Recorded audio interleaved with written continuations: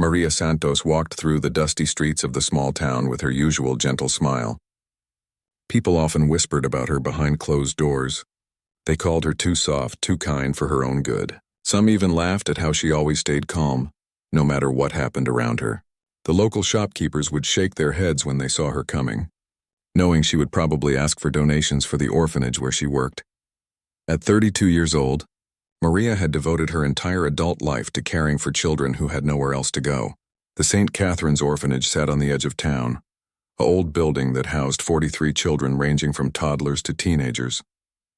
The paint was peeling, the roof leaked during heavy rains, and the heating system barely worked in winter. But Maria loved that place more than anything in the world. The other staff members often got frustrated with Maria's peaceful approach to everything. When children fought, she would sit them down and talk softly until they understood each other. When angry parents came demanding things, she would listen patiently and find solutions. When the town council threatened to close the orphanage due to budget cuts, she would calmly present facts and figures, never raising her voice. Her colleague Sarah would often tell her, "Maria, you need to be tougher. This world will walk all over you if you keep being so gentle." But Maria would just smile and continue her work. She believed that kindness was not weakness, and that staying calm helped her think more clearly when problems arose. The children adored Maria. They would run to her when they were scared, hurt, or excited about something. She knew every child's story, their fears, their dreams, and their favorite foods. Little Tommy, who was only 5, would always save a seat for her at dinner. Teenage Anna, who had anger issues, would only open up to Maria when she was having a difficult day. Maria lived in a small apartment above the orphanage. She could hear the children's laughter during the day and their quiet breathing at night. Sometimes she would walk through the halls in the evening, checking on them one last time before going to bed. The floorboards creaked under her feet, but she had learned exactly where to step to avoid waking anyone. The townspeople didn't understand Maria's dedication. They thought she was wasting her life taking care of other people's unwanted children. Some of the mothers at the grocery store would whisper that she was too strange, too calm for a normal person. They wondered why she never got married or had children of her own. What they didn't know was that Maria had found her purpose early in life, and nothing could shake her commitment to these children. Dr. Rodriguez, the town's only doctor, was one of the few people who respected Maria's work. He had seen her handle medical emergencies with incredible composure. When 8-year-old Pedro broke his arm falling from a tree, Maria carried him to the clinic while keeping him calm and distracted with stories. When baby Clara had a high fever in the middle of the night, Maria stayed awake for 3 days straight, monitoring her temperature and giving her medicine. The mayor, Mr. Valdez, had a different opinion of Maria. He saw her as an obstacle to his plans for developing the area where the orphanage stood. He wanted to sell the land to a company that would build a shopping center. Maria's gentle but firm refusal to consider moving the children somewhere else annoyed him greatly. He often complained to his friends that dealing with her was like trying to argue with a wall that smiled back at you.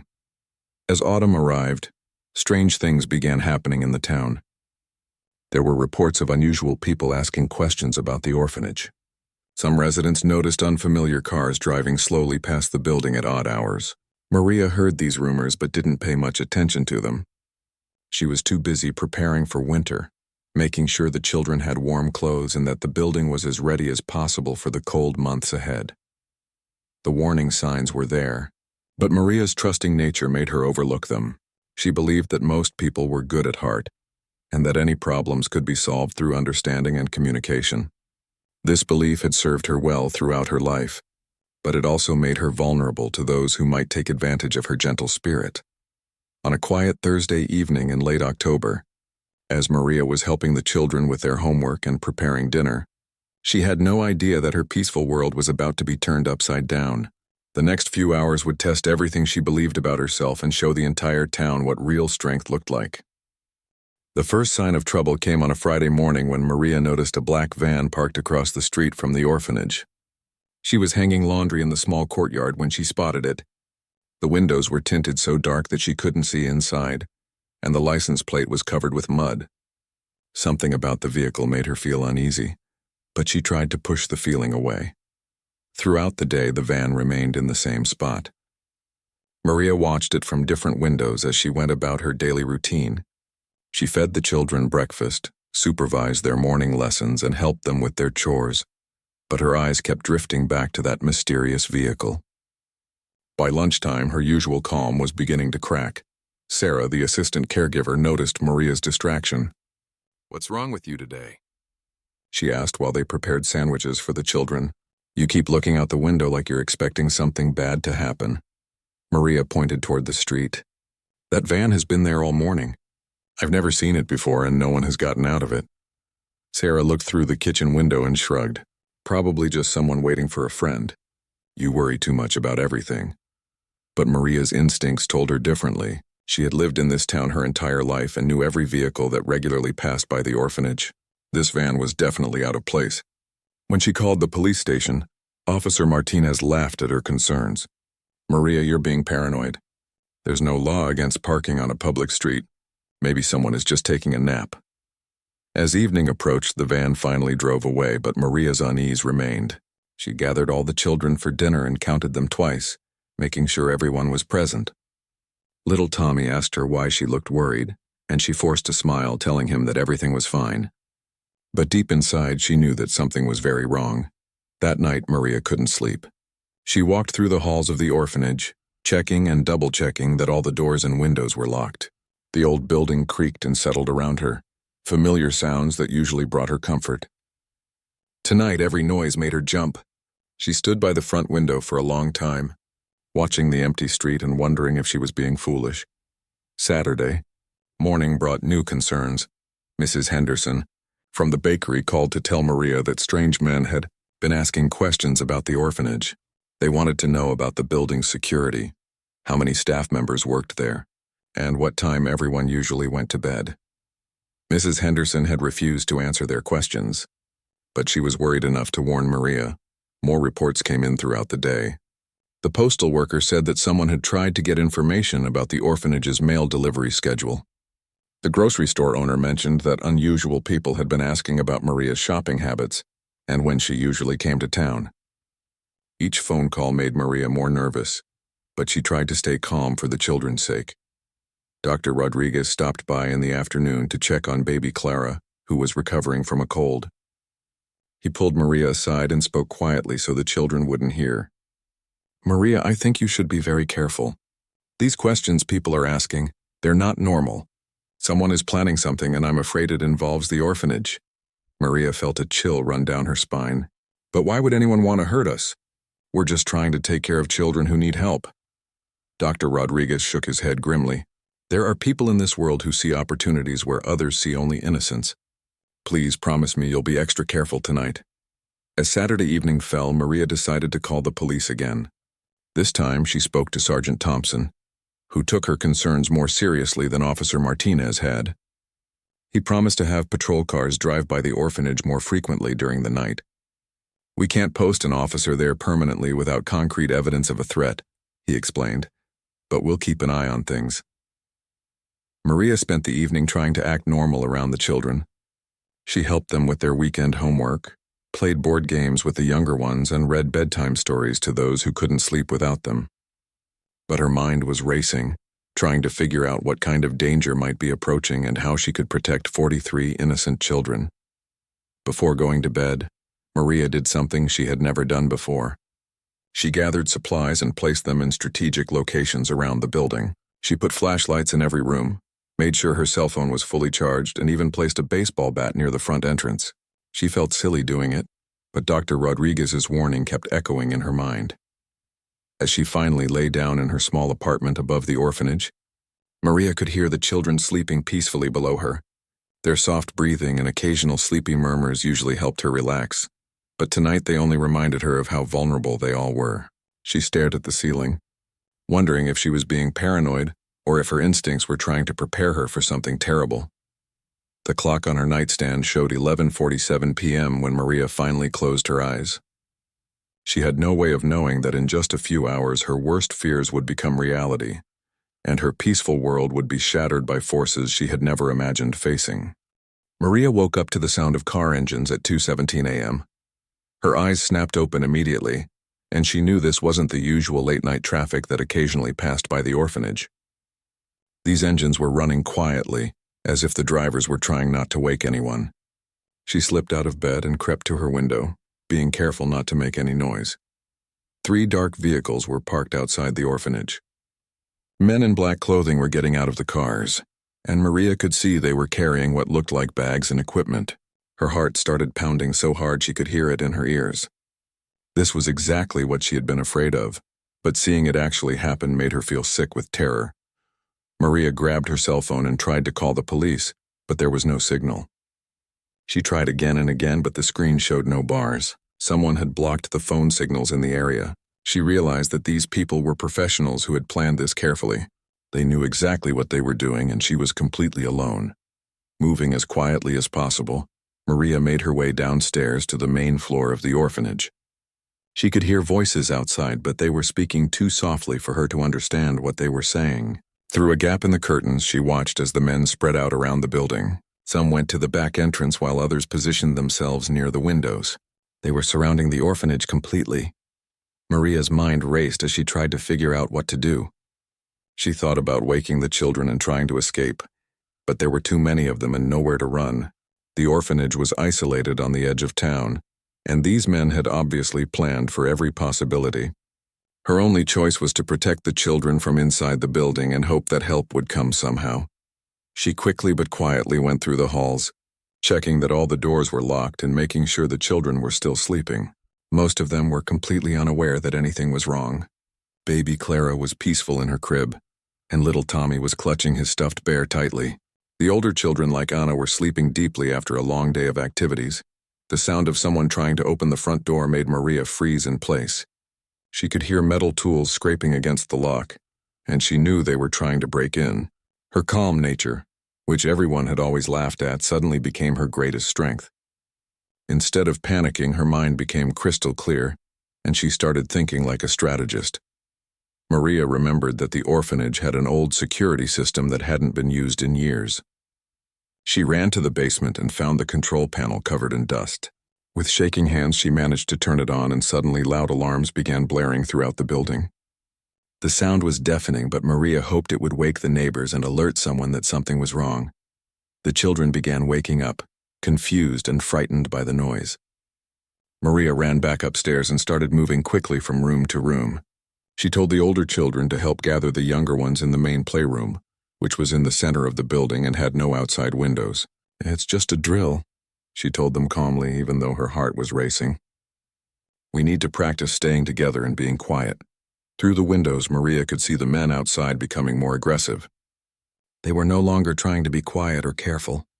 The alarm had ruined their plan to break in silently, and now they were rushing to get inside before anyone could respond to the noise. She heard the sound of breaking glass from the kitchen area and knew they had found a way in. Maria gathered all 43 children in the playroom and locked the door from the inside. She placed the older children, like Anna and Miguel, near the younger ones, asking them to keep everyone calm and quiet. "No matter what happens," she whispered to them, "stay in this room and don't open the door for anyone except me or the police." The sound of footsteps in the hallway made everyone freeze. Heavy boots were walking through the orphanage, and Maria could hear men's voices calling out to each other. They were searching the building room by room, looking for something or someone. Maria pressed her ear to the door and tried to understand what they were saying. But they were speaking in a language she didn't recognize. Little Tommy started to cry, and Maria quickly picked him up, holding him close and whispering soothing words in his ear. She had to stay calm for all of them. These children depended on her, and she was the only thing standing between them and whatever these men wanted. Her gentle spirit, which had always been seen as weakness, was now becoming a source of incredible strength. The footsteps stopped right outside the playroom door. Maria held her breath and signaled for all the children to be completely silent. The door handle turned slowly, but the lock held firm. Someone pushed against the door, testing its strength. Maria knew it wouldn't hold for long if they really wanted to get in. She had to find a way to protect these children, and she had to do it alone. In that moment, staring at 43 frightened faces looking up at her with complete trust, Maria felt something change inside her. The laughing and whispers about her being too soft and too gentle suddenly seemed ridiculous. These people had no idea what real strength looked like, and they were about to find out. Maria made a decision that surprised even herself. She couldn't just hide and hope for the best. These children needed her to be more than just gentle and kind. They needed her to be their protector. She quietly moved to the back of the playroom where there was a small storage closet that the children didn't know about. Inside were cleaning supplies and tools that could be useful. She whispered to Anna, the oldest at 16, "I need you to be in charge while I'm gone. Keep everyone together and don't let anyone out of this room no matter what you hear. If someone other than me tries to get in, take the little ones to the storage closet and barricade yourselves inside." Anna's eyes went wide with fear, but she nodded and moved closer to the younger children. Maria slipped out of the playroom through a window that led to the roof. She had discovered this escape route years ago when she was exploring the old building. The roof was steep and dangerous, but she had climbed it many times during maintenance work. Tonight it would serve as her secret pathway to move around the building without being detected. From the roof, Maria could see exactly what she was dealing with. 8 men had invaded the orphanage, and they were carrying equipment that looked expensive and professional. They weren't random criminals looking for things to steal. These were organized people with a specific plan, and Maria realized they might be human traffickers who had come for the children. The thought made her blood boil with anger she had never felt before. These innocent children had already suffered enough in their short lives. They had been abandoned, neglected, or worse before coming to the orphanage. Maria had spent years helping them heal and learn to trust again. She would die before she let anyone hurt them further. Maria climbed down into the kitchen area where she had heard the glass breaking. One man was standing guard while 2 others searched through the offices. She picked up a heavy frying pan from the stove and waited in the shadows. When the guard turned his back to look down the hallway, Maria struck him hard on the back of the head. He collapsed silently, and she quickly dragged him into the pantry. She took his radio and listened to the voices of the other men. They were speaking in broken English mixed with another language, coordinating their search of the building. They were looking for the merchandise, which Maria realized meant the children. They kept asking about the woman and seemed frustrated that they couldn't find her. They had expected to find everyone sleeping and defenseless. Moving like a shadow through her own building, Maria used every secret passage and hidden corner she had discovered over the years. The orphanage was old and full of unexpected spaces. She knew where every floorboard creaked and which doors made noise when they opened. This knowledge became her greatest weapon against the intruders. In the main office, Maria found 2 men going through files and looking at photographs of the children.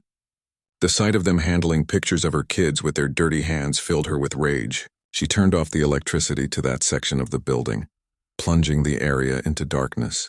When the men turned on their flashlights, she was ready with a fire extinguisher, spraying them with foam and temporarily blinding them. While they stumbled around confused, Maria grabbed their equipment bags and threw them out the window. She also took their radio and smashed it against the wall. Without communication and their gear, they would have a much harder time coordinating their activities. She was turning their own professional planning against them.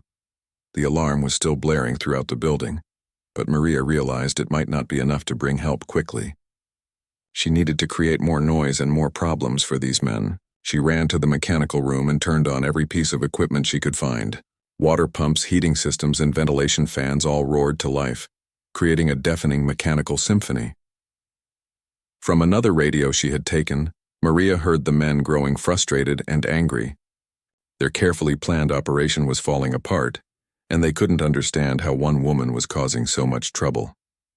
They had expected to find a gentle caregiver they could easily overpower, not someone who fought back like a warrior protecting her territory. Maria realized she needed to keep moving and stay unpredictable.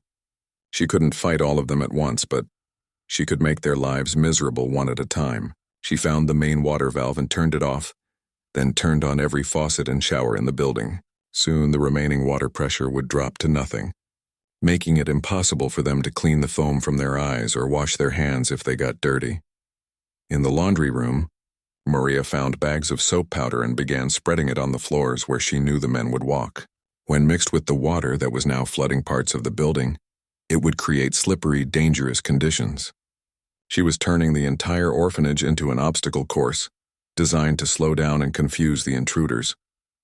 As she moved through the building, Maria could hear the men calling out to each other with increasing desperation. Several of them had been injured or incapacitated by her traps and attacks. They were no longer hunting her. She was hunting them. The quiet, gentle woman they had expected to find had transformed into something they never could have imagined. But Maria knew this was just the beginning. She had neutralized some of the threats, but more men were still searching for the children. She had bought some time, but the real test was still coming. She needed to protect that playroom for as long as possible, and hope that someone would respond to all the noise and chaos she was creating. 3 hours into the invasion, Maria had managed to disable 5 of the 8 intruders, but the remaining 3 were getting desperate and more dangerous. They had realized that their quiet operation had failed completely, and now they were just trying to grab as many children as possible before escaping. Maria could hear them moving toward the playroom where all the children were hiding. She intercepted them in the main hallway, armed with a mop handle she had sharpened to a point using tools from the maintenance room. The men were bigger and stronger than her, but Maria had something they didn't expect: absolute determination and intimate knowledge of every inch of the building. When they saw her standing in their way, they laughed and made comments about how easy it would be to get past one small woman. Their laughter died when Maria moved. Years of chasing active children and carrying supplies had made her surprisingly quick and agile. She struck the first man's kneecap with her makeshift spear, dropping him to the ground. Before the second man could react, she had swept his legs with the mop handle and sent him crashing into the wall. The third man pulled out a knife and lunged at Maria.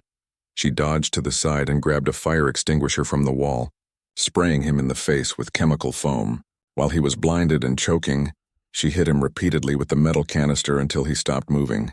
Maria had never hurt anyone in her entire life, but tonight she discovered she was capable of anything when it came to protecting her children. Back in the playroom, Anna was struggling to keep the younger children calm. The alarms, the strange noises, and the obvious sounds of fighting were terrifying them. Little Tommy kept asking for Maria, and baby Clara was crying despite Anna's attempts to comfort her. Some of the older children wanted to help Maria, but Anna remembered her instructions and kept them all together. Maria returned to check on the children just as the sun was beginning to rise. She was exhausted, covered in dirt and foam, and had several small cuts on her hands and arms. But when she saw all 43 children still safe in the playroom, she felt a surge of energy that kept her going. She had protected them through the darkest hours of the night, but she wasn't sure if more danger was coming. She gathered the children and explained that they needed to stay together a little longer until the police arrived. She didn't tell them exactly what had happened, but she made it clear that she had handled the situation and they were safe. The children looked at her with a mixture of awe and confusion. This was still their gentle Maria, but something about her had changed. She seemed stronger and more confident than they had ever seen her. Through the windows, Maria could see neighbors beginning to gather outside. The hours of alarms, noise, and chaos had finally gotten people's attention. Mrs. Henderson from the bakery was there, along with Dr. Rodriguez and several other townspeople. They were standing at a safe distance, not sure what was happening, but clearly concerned about the children. When the police finally arrived, they found a scene that shocked them completely. 8 professional criminals were scattered throughout the building, all of them either unconscious or unable to move. The orphanage looked like a war zone with water everywhere, broken equipment, and signs of struggle in every room. In the middle of it all sat Maria, calmly reading a story to the children as if nothing unusual had happened. Sergeant Thompson couldn't believe what he was seeing. "Maria, what happened here? Are you hurt? Are the children okay?" Maria looked up from her book and smiled the same gentle smile everyone in town knew so well. "The children are fine, Sergeant. We had some uninvited guests, but I took care of the problem. You might want to call an ambulance for those men, though. Some of them need medical attention." As the police began investigating the scene and interviewing the captured men, the full scope of what Maria had accomplished became clear. The criminals were part of an international human trafficking ring that had been targeting rural orphanages across the region. They had expected to find an easy target with minimal security and no resistance. Instead, they had encountered a woman who fought like a lioness protecting her cubs. The evidence found in their vehicles revealed that they had been planning to take all the children and sell them to buyers in different countries. The photos and files they carried showed that they had been watching the orphanage for weeks, studying routines and looking for weaknesses. They had no idea that their greatest weakness would be underestimating the quiet woman who cared for those children. Dr. Rodriguez examined Maria and treated her minor injuries while she continued to comfort the children. "Maria," he said quietly, "I've never seen anything like what you did tonight. How did you manage to stop 8 armed men by yourself?" Maria shrugged as if it was the most natural thing in the world. "They threatened my children," she said simply. "I couldn't let that happen." As news of the incident spread through the town, people began arriving at the orphanage to see for themselves what had happened. The same neighbors who had whispered about Maria's gentle nature and called her too soft were now staring at her with amazement and respect. The woman they had considered weak had single-handedly prevented a terrible crime and saved 43 innocent lives. Mayor Valdez arrived with the news media, suddenly very interested in supporting the orphanage that he had been trying to close just weeks earlier. He spoke to reporters about the importance of the facility and praised Maria's heroic actions. Maria found his sudden change of attitude amusing, but she was too tired to do anything but smile politely and focus on her children. The story of what happened that night would be told and retold throughout the region, growing more dramatic with each telling. But for Maria, the most important thing was that morning came and all her children were safe. She had discovered something about herself that she never knew existed, but she hoped she would never have to use those abilities again. In the days following the incident, Maria's life changed in ways she never expected. News reporters from the capital city arrived to interview her about her heroic actions. Television crews set up cameras outside the orphanage, and newspaper photographers wanted to take pictures of the woman who had defeated 8 criminals with nothing but her determination and creativity. Maria felt uncomfortable with all the attention. She had never wanted to be famous or considered herself a hero. When reporters asked her to describe the fight in detail, she would simply say that she did what any parent would do to protect their children. She refused to pose for dramatic photographs or give sensational interviews that might frighten the children or make them relive that terrible night. The children, however, were fascinated by their newfound celebrity status. They enjoyed watching Maria on television and seeing their orphanage mentioned in newspapers. Little Tommy would tell anyone who would listen that Miss Maria is the strongest person in the whole world. Anna started keeping a scrapbook of all the articles written about the incident. Dr. Rodriguez became Maria's unofficial spokesperson, handling most of the media requests so she could focus on helping the children process what had happened. Some of the younger ones had nightmares, while others became more clingy and afraid to let Maria out of their sight. She spent extra time with each child, making sure they understood they were safe and that nothing like that would ever happen again. The investigation revealed even more shocking details about the criminal organization. Police found evidence that the group had successfully kidnapped children from 3 other orphanages in neighboring countries. Maria's resistance had not only saved her own children, but it also led to the capture of people responsible for destroying many other families. International law enforcement agencies praised her actions as crucial in breaking up the trafficking ring. Donations began pouring in from around the world. People who read about Maria's story wanted to support the orphanage and help improve conditions for the children. Money arrived from countries Maria had never heard of, sent by strangers who were inspired by her courage. For the first time in years, the orphanage had enough funds to make real improvements to the building and provide better care for the children. The town's attitude toward Maria changed completely. The same people who had whispered about her being too soft now spoke of her with reverence and pride. Mrs. Henderson started giving the orphanage free bread every day. The grocery store owner refused to accept payment for Maria's shopping. Even Mayor Valdez announced that the town would never again consider closing the orphanage, calling it a vital community institution led by a true hero. Maria found the change in people's behavior both amusing and sad. She was the same person she had always been, with the same gentle spirit and calm demeanor. The only difference was that now people understood that kindness and strength were not opposite qualities. She had always been strong. They just hadn't recognized what real strength looked like. A group of women from the town organized a celebration in Maria's honor, but she asked them to make it a celebration for all the children instead. She didn't want the focus to be on her actions, but on the importance of protecting and supporting vulnerable children everywhere. The celebration became an annual fundraising event that continued for years afterward. Security experts from the government came to evaluate the orphanage, and install a proper security system. They were amazed by how effectively Maria had used the building's layout and features to defeat trained criminals. They incorporated some of her improvised techniques into their training programs for protecting institutions that cared for children. Universities began inviting Maria to speak about child protection and crisis management. She accepted a few invitations, but only because the speaking fees could help fund the orphanage. Her talks were simple and heartfelt, focusing on the importance of truly caring about the people you're responsible for. She often said that love was the most powerful motivator in the world, stronger than greed, fear, or violence. The captured criminals were sentenced to long prison terms, and their leader was extradited to face charges in multiple countries. During their trials, they spoke about their shock at encountering such fierce resistance from someone they had expected to be helpless.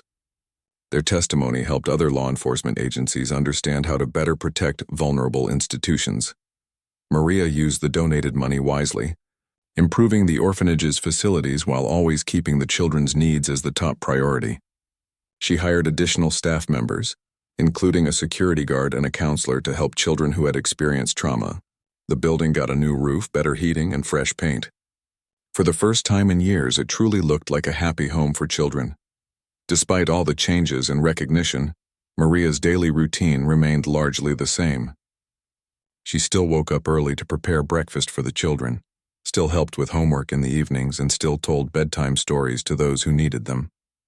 The experience had revealed her strength to the world, but it hadn't changed her fundamental belief in the power of gentleness and compassion. As the first anniversary of the incident approached, Maria reflected on how one terrible night had changed so many lives for the better. The children were safe and thriving, the orphanage was more secure and well-funded than ever before, and the community had learned valuable lessons about recognizing real strength. Most importantly, other orphanages around the world had improved their security because of what happened that night. 5 years after that fateful night, the St. Catherine's Orphanage had become a model institution that other childcare facilities around the world studied and tried to replicate.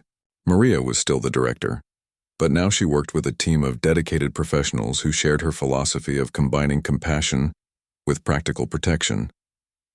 The building had been completely renovated and expanded, providing comfortable homes for 60 children instead of the original 43.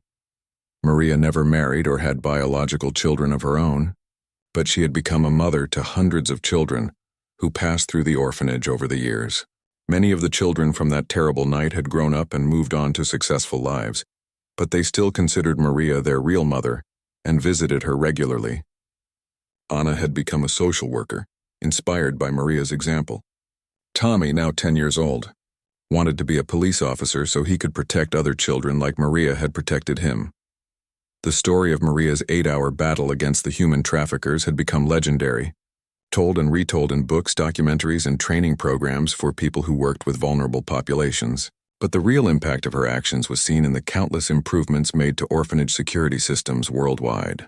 Her creative use of everyday items and building features had revolutionized how institutions thought about protecting children. Dr. Rodriguez, now in his 70s, often said that Maria had taught him more about courage than all his medical training combined. He had watched her remain calm during medical emergencies, but seeing her transform into a fierce protector when her children were threatened had shown him what real strength looked like.